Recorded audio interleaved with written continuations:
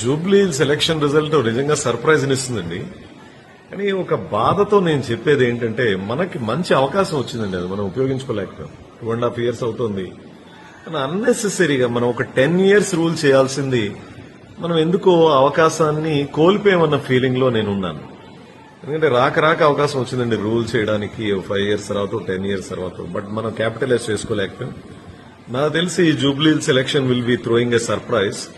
ఏది మార్జిన్లు 5,000 10,000 తేడాలతో ఉండదండి. One sided ఉంటుంది ఎలక్షన్, వన్ సైడెడ్ ఉంటుంది. ఒక రకమైన అంటే ప్రజలకి ఒక రకమైన ఏంటంటే కోపం ఉందేమో అని అనిపిస్తుంది. ఒక బాధ ఏంటంటే ఎవరైతే పరిపాలకులు ఉన్నారో వాళ్ళు క్యాపిటలైజ్ చేసుకోలేకపోయారండి. అది నా బాధ. రియలీ వాళ్ళకి సత్తా ఉండేది, అంతా ఉండేది, బట్ ఎందుకో క్యాపిటలైజ్ చేసుకోలేకపోయారు అవకాశాన్ని.